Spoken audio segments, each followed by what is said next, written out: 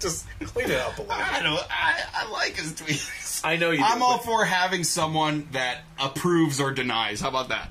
A last line of letting it through or not. I understand that. Yeah. So someone that will say, okay, you know what, the CNN one, you don't need to retweet that. You already say they're fake news all the time. You know. So well, here's the thing though.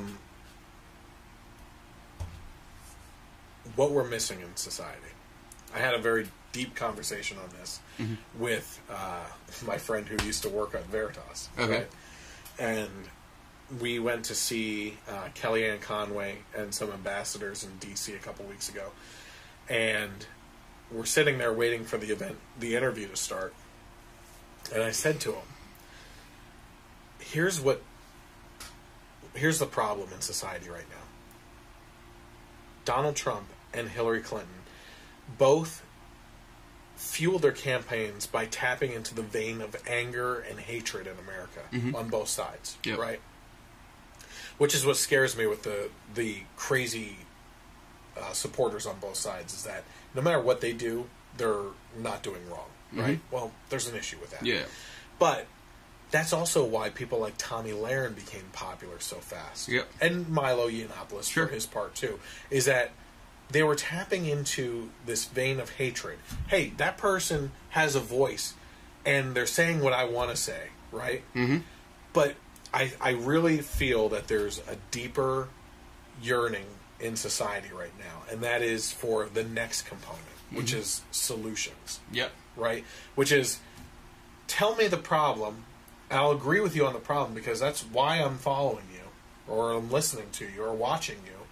But that only brings you so far. Now you've elevated me to this hatred and anger level that has me spewing angry rhetoric, but you're not giving me something to follow through with. Yep. Right? Which is why Tommy Lahren fell apart on The Daily Show. Oh, okay, so you disagree that Colin Kaepernick should be protesting the national anthem this way. Well, how would you suggest that a black man protest the treatment of the black community in this country? Mm-hmm. She stumbled. She didn't know what to say. Yeah. She didn't have an answer. Because for months she had been talking about how what Colin Kaepernick was doing was wrong. But she had never presented a solution to that. She should have right off the bat said he should be doing this instead. I personally don't know what he should do. Yep. I disagree with the way he's doing it. But my friend Matt has made some good points on what else could he do. And that's a question that was posed to her. Mm-hmm. That's the next step. Okay, that's going to be a healing process, I think, in this country, which is more people looking for and asking for solutions. Yep. Now, we're reaching a point right now where we're splintering as parties, too, where I think a lot of people on the left are like, if Bill Maher is seeing this with the craziness on the left, it's going to start to spread. It shocks me that people didn't see the corruptness of Hillary, like the absolute evil behind her. Maybe they just hated Trump that much that they wanted the lesser of two evils, but at least acknowledge it, you know? But this whole thing on both sides, you're starting to see a Libertarian Party come up more, the Green Party and stuff like that. You know what I want to see? A follow-through on exactly what I'm talking about. I would love to see a party called the Solutions Party. Yeah. Okay? Where Democrats and Republicans, conservatives and liberals shed their team jerseys, right? And say, you know what? Forget just towing the party line. Let's come together.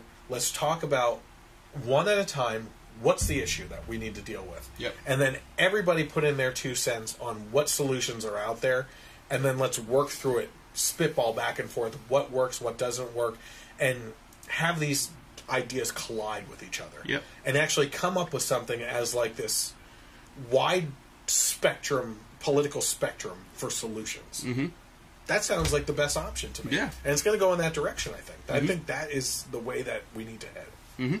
Yeah, I agree. I mean, tangent. it's a party of compromise, you know, something that gets things done, you know, Because instead of just fighting back and forth. And we've, not only that, it's a response to the political pendulum swinging so hard each way with, you know, people thought Bush was extreme right.